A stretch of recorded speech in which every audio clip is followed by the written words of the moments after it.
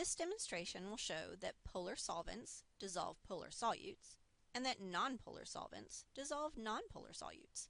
In other words, like dissolves like.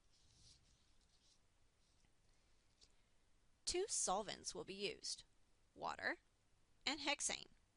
Two solutes will be used, copper 2 chloride and iodine. Water is a polar molecule, meaning it has a positive end and a negative end.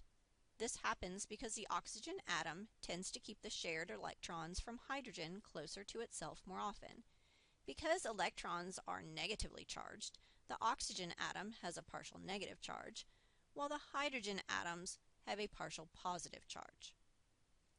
Sodium chloride, or table salt, is an ionic compound. Ionic compounds are not polar per se, but are made up of charged ions bonded together.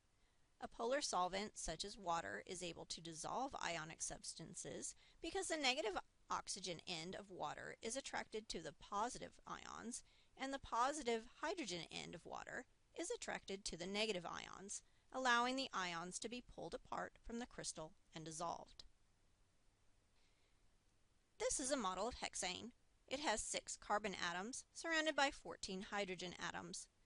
Although the carbon atoms do pull the hydrogen electrons closer to themselves, like the oxygen atom in water does, notice that the carbon atoms are completely surrounded by hydrogens, so there cannot be a positive or a negative end. So how do nonpolar substances dissolve in other nonpolar substances if there are seemingly no attractive forces between the molecules? Well, it has something to do with London dispersion forces and entropy, which are beyond the scope of this class. If you wish to learn more about these topics, there are plenty of good videos out there for you to watch. This demonstration is being done in a fume hood because it's not very wise to breathe in hexane vapors. Approximately 15 milliliters of water were poured into the first 3 test tubes, and approximately 15 milliliters of hexane were poured into the last 3 test tubes. Notice that the polar water and the nonpolar hexane form layers. They are immiscible, meaning that they are liquids that do not dissolve in each other. The density of water is 1 gram per mil, but the density of hexane is only 0.66 grams per mil, so the hexane floats on the water. Iodine is added to the hexane. Notice it begins to dissolve immediately. Iodine is then added to the water, but nothing happens even when it is stirred.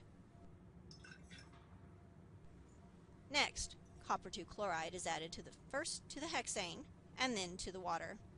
At the top of the hexane liquid, you'll see a reflection of the copper 2 chloride sitting at the bottom, but the copper 2 chloride does not dissolve in the hexane, even with stirring. The copper 2 chloride does, however, dissolve in the water. Just for fun and to show once again that the polar and nonpolar substances don't like to mix, both iodine and copper 2 chloride were added to the middle test tube. The iodine was a little difficult to mix simply because it is more dense than both hexane and water and kept falling to the bottom of the test tube. But as you can see, water, as the polar solvent, dissolved the copper 2 chloride, an ionic compound, but not the iodine, a nonpolar molecule. And hexane, as the nonpolar solvent, dissolved the iodine, but not the copper 2 chloride.